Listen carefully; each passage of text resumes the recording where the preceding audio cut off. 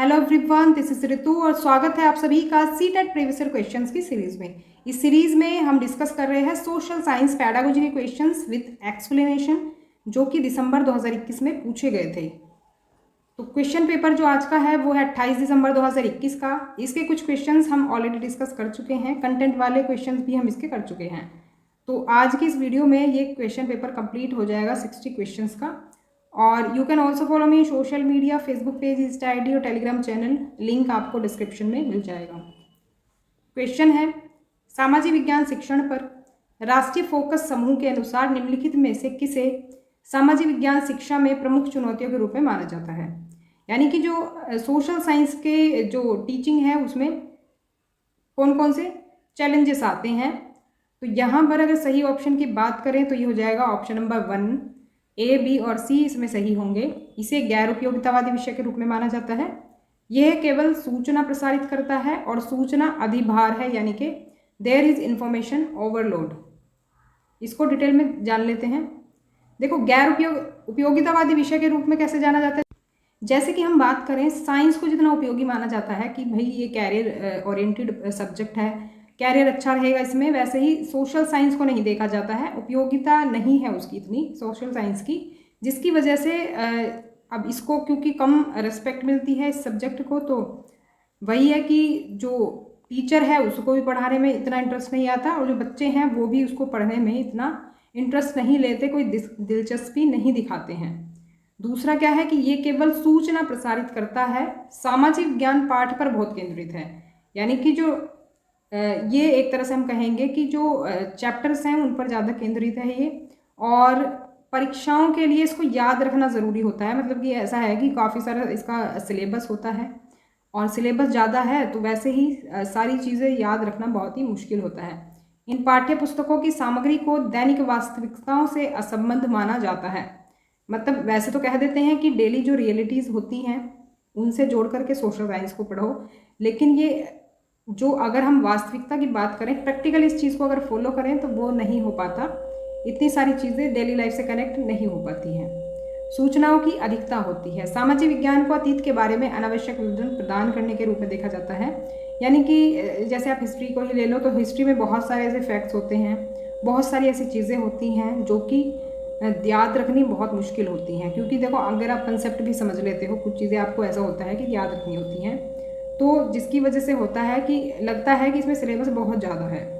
तो बच्चों की वैचारिक समझ को काफ़ी हद तक नज़रअंदाज किया जा रहा है। इसमें जो कंसेप्चुअल जो अंडरस्टैंडिंग है वो इसमें एक तरह से हम कहते हैं कि कम ही बन पाती है। आप देखें, ज्योग्राफी जो है, पॉलिटी जो है, वो कंसेप्ट पर आधारित है। कंसेप्ट के अकॉर्डिंग आप इसको समझ सकते हैं चीज़ों को और ध्यान भी रख सकते हैं। लेकिन जहाँ हिस्ट्री की बात आती है तो हिस्ट्री में कंसेप्ट क्लियर नहीं करने की ज़रूरत होती है, बल्कि चीज़ों को याद रखने की ज़रूरत होती है। आप देखें, जैसे एंशंट हिस्ट्री है, मिडवल हिस्ट्री है, जो मॉडर्न हिस्ट्री है, उसमें कौन सी घटनाएं हुई थी, किस तरह से हुई थी, तो उसमें बहुत सारी चीज़ें हमें याद भी रखनी होती हैं।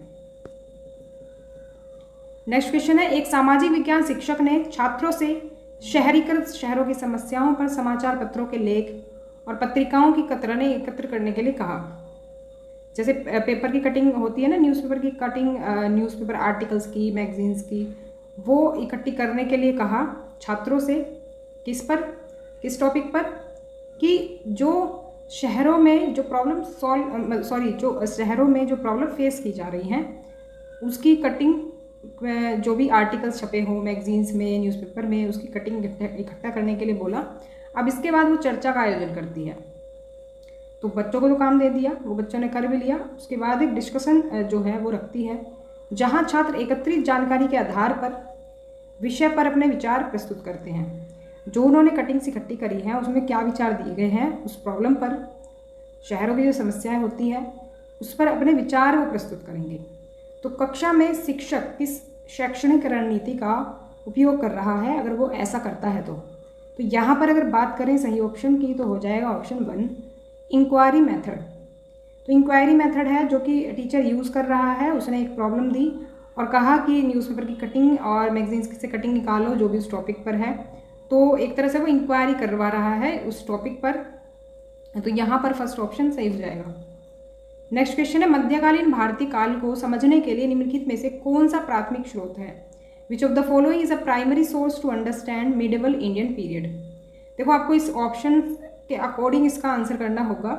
यहाँ पर सिर्फ हमसे पूछा है कि प्राथमिक स्रोत ऐसा कौन सा होगा कि मध्यकालीन भारत का जिससे हमें पता चले, यानी कि ये जो हैं प्राइमरी सोर्सेस ही हैं बाकी भी, लेकिन आपको बस इतना पहचानना है कि कौन सा मिडिवल पीरियड के बारे में बताएगा। तो यहाँ पर जो सही ऑप्शन हो जाएगा ऑप्शन 4 हो जाएगा, सूरदास की साहित्य लहरी। तो ये मिडिवल पीरियड में लिखी गई थी 15वीं शताब्दी के आसपास। और ये बाकी की अगर बात करें तो ये आपकी एंशियंट हिस्ट्री से रिलेटेड है, एंशियंट टाइम पीरियड को बताती हैं भारत का, तो इसीलिए इनको हम नहीं लेंगे। एंशियंट के बारे में नहीं जानना बल्कि हमें मिडिवल पीरियड के बारे में जानना है, तो 4th ऑप्शन इसके लिए बेहतर रहेगा। नेक्स्ट क्वेश्चन है, परियोजना विधि का पहला चरण है, the first step of project method is. तो परियोजना विधि का जो फर्स्ट स्टेप होगा वो हो जाएगा creating the situation.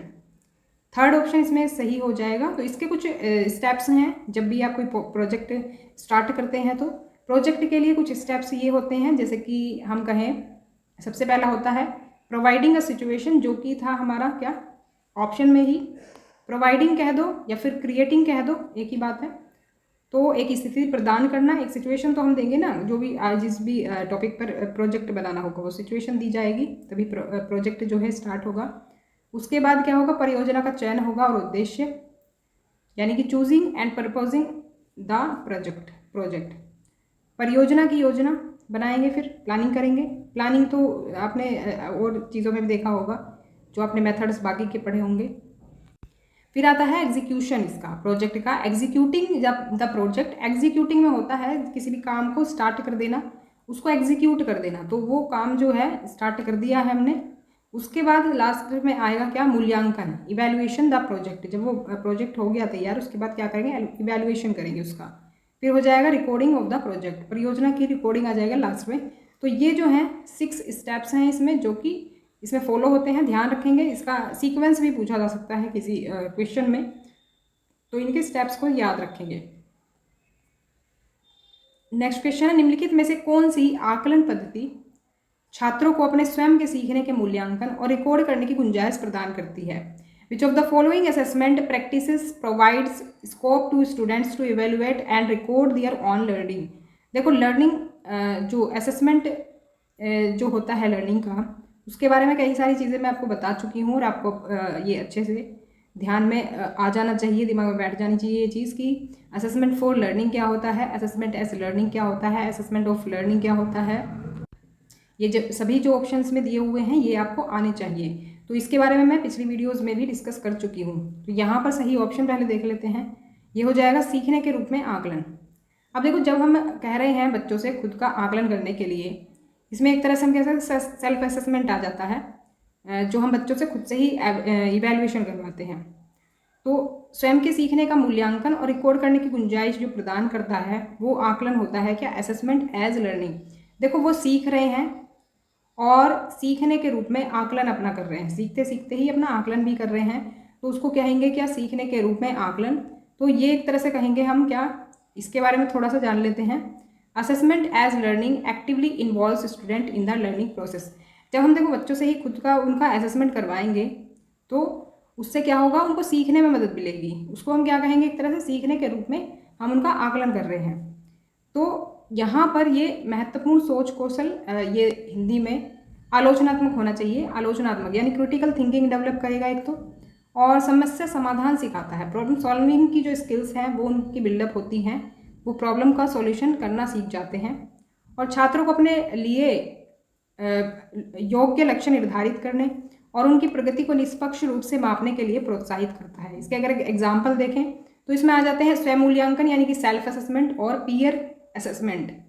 Peer assessment होता है बेसिकली जो हमारे age group, same age group के बच्चों में जो असेसमेंट वो आपस में करते हैं। जैसे कि भाई हमें क्लासरूम में अगर असेसमेंट कर रहे हैं तो हम एक दूसरे बच्चे से एक दूसरे की कॉपी अगर चेक करवाएं, एक दूसरे का अगर इवैल्यूएशन या असेसमेंट करवाएं, तो उसमें क्या होगा, वो एक तरह से पीयर असेसमेंट हो जाएगा, जो बच्चे अपने ही सेम एज ग्रुप के बच्चों के साथ करते हैं। तो पीयर बेसिकली वो ग्रुप कहलाता है जो सेम एज ग्रुप के बच्चे होते हैं। तो यहाँ पर सेल्फ असेसमेंट जो है हम उससे खुद से अगर करवाएंगे इवैल्यूएशन, तो एक तरह से वो क्या कहलाता है, सीखने के रूप में आकलन। वो सीख रहे हैं और एक तरह से आकलन भी कर रहे हैं, तो दोनों चीज़ें इसमें साथ साथ चलती हैं। नेक्स्ट क्वेश्चन है, सामाजिक विज्ञान में मूल्यांकन के प्रमुख उद्देश्यों के बारे में निम्नलिखित में से कौन सा सही है। जो इवैल्यूएशन हम करते हैं उसके उद्देश्य क्या होते हैं, ऑब्जेक्टिव्स क्या हैं मूल्यांकन करने के, मतलब हम क्यों मूल्यांकन करते हैं, ये क्वेश्चन पे पूछा गया है। तो इसके स्टेप्स दिए हुए हैं यहाँ पर। तो यहाँ पर 3 स्टेटमेंट ये सही हो जाएंगी ऑप्शन सेकंड के अकॉर्डिंग, बी, सी और डी। बी, सी और डी। क्यों करते हैं मूल्यांकन, सिलेबस पूरा करने के लिए नहीं। सिलेबस पूरा करना हमारा कभी भी लक्ष्य नहीं होता। हमारा लक्ष्य है क्या, बच्चों की नॉलेज बढ़ाना, ज्ञान बढ़ाना, उनका ओवरऑल डेवलपमेंट करना, उनका डेवलपमेंट करना एक तरह से, हर तरह से। तो ये नहीं है कि सिलेबस पूरा करवाना। सिलेबस तो एक पार्ट है लर्निंग का, लेकिन सिलेबस पूरा कराना हमारा मकसद नहीं होता है। तो बी जो है यहाँ पर छात्रों को निरंतर फीडबैक देने के लिए, फीडबैक होता है उनको एक तरह से बताना कि आप कहाँ पर हैं, कितना आपने सीख लिया है, कितना सीखने की ज़रूरत है, क्या क्या आपकी गलतियाँ हैं। फीडबैक, पूरा ओवरऑल फीडबैक देना उनकी लर्निंग के बारे में। तो ये हो गया बी सही। और सी जो है छात्रों के ज्ञान और क्षमताओं को मापने के लिए कि बच्चे की नॉलेज कितनी है, क्या एबिलिटीज़ है, वो कितना सीख सकता है, ये सब जानने, इसको मापने के लिए भी हम मूल्यांकन इवैल्यूएशन करते हैं। और शैक्षिक रणनीतियों को बढ़ाने के लिए भी हम करते हैं, टू एनहेंस पेडागोजिकल स्ट्रेटजीज। जैसे कि आप पेडागोजी ही पढ़ रहे हैं, ये सोशल साइंस की पेडागोजी, कि बच्चों को कैसे पढ़ाना है। तो यहीं पर ये जो इवैल्यूएशन हम करते हैं ना, ये इवैल्यूएशन भी इसलिए करते हैं कि जो हमारी जो टीचिंग्स हैं, जो हम बच्चों को सिखा रहे हैं, जो हमारी स्ट्रेटजीज़ हैं सिखाने की, वो सही हैं या हमें उन्हें बदलने की ज़रूरत है। बच्चा जिस मेथड से हम सिखा रहे हैं उस मेथड से सीख पा रहा है या फिर हमें और इम्प्रूव करने की ज़रूरत है। तो एक तरह से वही दिया है कि शैक्षणिक रणनीतियों को बढ़ाने के लिए, जो सब्जेक्ट को हम पढ़ा रहे हैं उसकी स्ट्रेटजीज़ को बदलने के लिए या फिर उसको और इम्प्रूव करने के लिए, बढ़ाने के लिए। यहाँ पर सेकंड ऑप्शन सही होगा। नेक्स्ट क्वेश्चन है, निम्नलिखित में से कौन सा पहलू विकास प्रक्रियाओं को तैयार करने के लिए बच्चों के निःशुल्क और अनिवार्य शिक्षा अधिनियम 2009 के अधिकार में स्पष्ट रूप से कहा गया है। अगर आपने लास्ट क्लासेस देखी होंगी तो पीछे ये क्वेश्चन एज इट इज़ पूछा गया है। तो यहाँ पर ऑप्शन 3 सही हो जाएगा, ए, सी और डी। तो यहाँ पर ए ऑप्शन जो है, बच्चे के ज्ञान, क्षमता और प्रतिभा का निर्माण करना, ये कहा गया है किसके अकॉर्डिंग, निःशुल्क और अनिवार्य शिक्षा अधिनियम के द्वारा। और यहाँ पर बच्चे को भय, आघात और चिंता से मुक्त करना, बच्चों को स्वतंत्र रूप से विचार व्यक्त करने में मदद करना। तो बच्चों को एक तरह से हमें फ्री छोड़ना है, उनको मतलब ऐसा नहीं है उनको प्रेशर में सिखाने की कोशिश करें हम, प्रेशर में बच्चा नहीं सीखेगा। तो उनको फ्री छोड़ना है लर्निंग के लिए। जब खुद से सीखेंगे, फ्री होकर के सीखेंगे, तो वो ज़्यादा उनके चांसेस बढ़ेंगे लर्निंग के। पता लगाएं कि पाठ्यचर्या की अपेक्षा और सीखने के परिणाम किस हद तक प्राप्त हुए हैं। तो डी भी यहाँ पर सही होगा, ए, सी और डी यहाँ पर सही हो जाएंगे। इनको हम यहाँ पर डिटेल में देख सकते हैं, वही पॉइंट्स दिए हैं जो कि इस ऑप्शंस में हैं कि ये जो है बच्चों को मुफ्त और अनिवार्य शिक्षा का अधिकार, आरटीई बोलते हैं इसे। और इस अधिनियम 2009 को पारित किया गया था भारतीय संसद द्वारा 2009 में ही।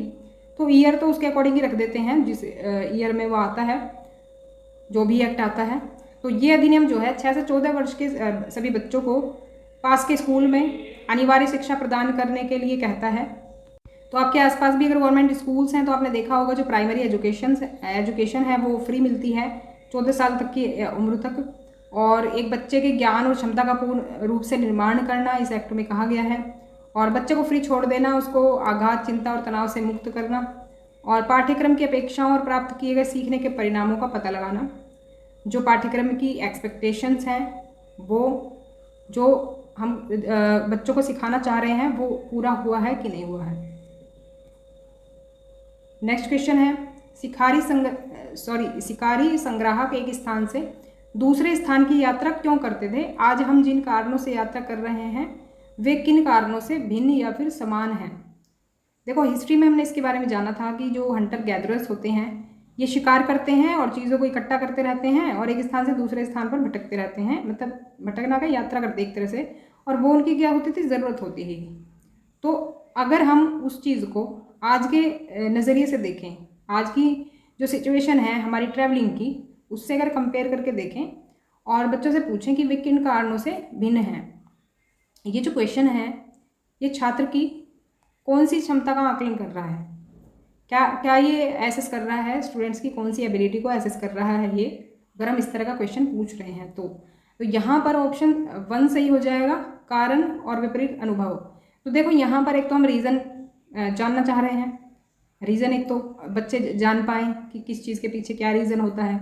दूसरा, जो कॉन्ट्रास्ट एक्सपीरियंस होते हैं, विपरीत अनुभव किस तरह के होते हैं, जैसे कि उस टाइम पर जो हम ट्रैवलिंग करते थे वो हमारी ज़रूरत होती थी किस तरह से कि हमें खाना चाहिए होता था, लेकिन उस टाइम पर हमें खाने की ही ज़रूरत थी, हमें और कोई ज़रूरत नहीं होती थी उस टाइम पर जब हम हंटिंग गैदरिंग करते थे। लेकिन आज जो हम ट्रैवलिंग करते हैं, आज के कारण थोड़े से बदल गए हैं। आज बहुत अलग तरीक़ों से रोज़गार की तलाश में लोग यात्रा करते हैं, कुछ लोग ऐसे ही हम कह सकते हैं ट्रैवलिंग का शौक़ होता है उसकी वजह से भी यात्रा करते हैं। तो बहुत सारे रीज़न हैं आज तो, लेकिन पहले सिर्फ 1 या 2 सेलेक्टेड रीज़न होते थे। तो एक तरह से हम क्या कर रहे हैं, दोनों का कंपैरिजन भी कर रहे हैं और जो उसके जो कंट्रास्ट एक्सपीरियंस हैं उनको भी हम समझने की कोशिश कर रहे हैं। तो बच्चे इस एबिलिटी को अपने अंदर डेवलप कर पाएँ, इसलिए हम इस तरह के क्वेश्चन करते हैं। फर्स्ट ऑप्शन इसमें सही होगा। नेक्स्ट क्वेश्चन, निम्नलिखित में से कौन सा प्रश्न संज्ञानात्मक प्रक्रिया के निर्माण पहलू का आकलन करता है। यहाँ पर आप इंग्लिश में देखें, इनके वर्ड्स तो समझ पाएंगे। क्रिएट की यहाँ पर बात हो रही है और ये क्वेश्चन लिया गया है किससे, ब्लूम टैक्सोनॉमी से, जो हम पहले भी डिस्कस कर चुके हैं। संज्ञानात्मक प्रोसेस से ही देखो आते हैं ज़्यादातर क्वेश्चन, ये कॉग्निटिव प्रोसेस से ही पहले भी आए हैं। हमने 4 टॉपिक पर पढ़ लिया है, इवैल्यूएशन हमने पढ़ लिया है, अप्लाइंग पढ़ लिया है और एक हमने नॉलेज का पढ़ लिया है, एक और था इसमें अभी मुझे ध्यान नहीं है, हाँ एनालिसिस का पढ़ लिया है। तो अब आ गया यहाँ पर क्रिएट का, तो क्रिएट के बारे में हमसे पूछा है। तो यहाँ पर जो सही ऑप्शन होगा ऑप्शन 4 यहाँ पर सही हो जाएगा, बी, सी और ई। बी, सी और ई। देखो बी, सी और ई में देखो आप अगर क्वेश्चन पढ़ेंगे तो यहाँ पर पाएंगे, भारत में एक क्षेत्र चुने, जांच करें और उस क्षेत्र की विविधता को प्रभावित करने वाले ऐतिहासिक और भौगोलिक कारकों की एक प्रस्तुति दें। यहाँ पर आपसे किसी चीज़ के बारे में कुछ क्रिएट करने के लिए पूछा गया है, तो यहाँ पर एक तरह से जो ऐतिहासिक और भौगोलिक कारक हैं उसके बारे में आप बताएंगे, यानी खुद से अपने विचार जो है एक तरह से क्रिएट करेंगे। फिर है आपके क्षेत्र में कचरा कैसे एकत्र किया जाता है, आप किस प्रकार से व्यक्ति को सुरक्षा प्रदान कर सकते हैं, जैसे जो कचरा उठाने वाले होते हैं उनकी सेफ्टी आप कैसे कर सकते हैं। इसमें भी क्या हो रहा है, आपके विचार एक तरह से क्रिएट होंगे जब आप जो है बताएंगे कि हाँ किस तरह से हम इसको कर सकते हैं। फिर है मछली पकड़ने वाले परिवार के सदस्य हैं, आप जो है मछली पकड़ने वाले परिवार के सदस्य हैं और नाव का इंजन खरीदने के लिए कर्ज लेने की ज़रूरत है, बैंक प्रबंधक को मांग पत्र लिखिए। अब देखो ये बैंक प्रबंधक जो मांग पत्र लिखना है ना, ये खुद को आपको लिखना है, अपनी भाषा में लिखना है, खुद से आप क्या करेंगे, क्रिएट करेंगे। इसमें क्या होता है, क्रिएट में आपको जो है अपने विचार एक तरह से क्रिएट करने होते हैं। जैसे कि आपको एक पोएम क्रिएट करें, वो पोएम जो होगी वो आपके विचार होंगे, नई पोएम होगी एक तरह से क्रिएट जो आप करेंगे, नए विचार क्रिएट होंगे उसमें। या फिर आपको अपनी कोई बुक लिखें किसी भी सब्जेक्ट पर, उसमें भी अपने विचार आप एक तरह से डेवलप करेंगे। कोई नए सब्जेक्ट पर बुक लिखेंगे तो एक तरह से जो क्रिएट करना होता है, विचारों को हम क्रिएट करते हैं।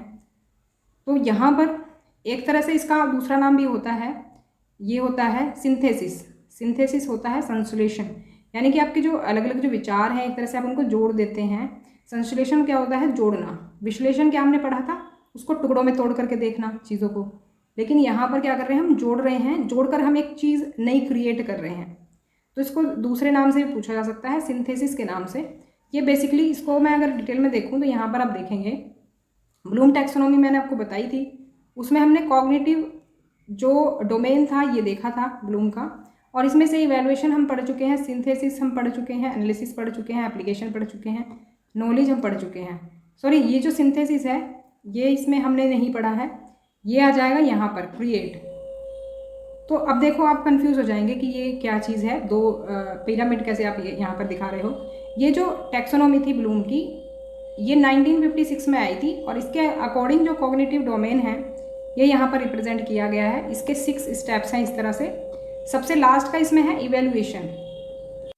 तो देखो 1956 के अकॉर्डिंग जो टैक्सोनॉमी थी, इसके अकॉर्डिंग लास्ट वाला स्टेप इवैल्यूएशन था, लेकिन ये जो टैक्सोनॉमी है ये 2001 में रिवाइज हुई थी और इसके कॉग्निटिव डोमेन में जो स्टेप्स हैं ये एक तरह से सफल कर दिए, एक्सचेंज कर दिए आपस में। इवैल्यूएशन जो है नीचे आ गया और क्रिएट जो है ऊपर आ गया, एक तरह से क्रिएट नाम दे दिया इसको हम सिंथेसिस भी कह सकते हैं।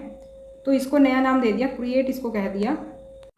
एक बदलाव और आया था इस वाली में, जो रिवाइज हुई थी 2001 में। यहाँ पर ये जो स्टेप्स दिए हुए हैं, इसके लेवल जो दिए हुए हैं, ये आपके वर्ब की फॉर्म में है, वर्ब की फॉर्म में है, रिमेंबर, याद करना। और ये जो आप देख रहे हैं यहाँ पर, ये है आपके नाउन की फॉर्म में, तो ये नाउन की फॉर्म में है और ये है वर्ब की फॉर्म में, ये डिफरेंस आया है। और दूसरा इनके जो स्टेप्स हैं वो थोड़े से ऐसे कर दिए हैं कि इवेलुएट तो नीचे आ गया है और क्रिएट आ गया है ऊपर, तो क्रिएट लास्ट का स्टेप है इसमें, तो ध्यान रखेंगे ये कुछ चेंजेस इसके बारे में। और इसमें से ही देखो पूछा जाता है ज़्यादातर, वैसे तो मैंने टैक्सोनॉमी में आपको 3 डोमेन्स बताए थे लर्निंग के, और लेकिन जो पूछा जाता है ना क्वेश्चन, वो ज़्यादातर कॉग्निटिव से ही पूछा जाता है। नेक्स्ट क्वेश्चन है, आप कक्षा में विविधता और समानता विषय को पढ़ाने की योजना बना रहे हैं। आप चर्चा करने के लिए केस स्टडी देकर यह जांचना चाहते हैं कि क्या छात्रों ने अवधारणाओं को समझा है। एक आकलन उपाय के रूप में आप कौन सा आकलन कर रहे हैं, एक तरह से कौन सा असेसमेंट आप कर रहे हैं। यहाँ पर ऑप्शंस दिए हुए हैं और बात करें सही ऑप्शन की तो 1 ऑप्शन जो है वो सही हो जाएगा। यहाँ पर देखो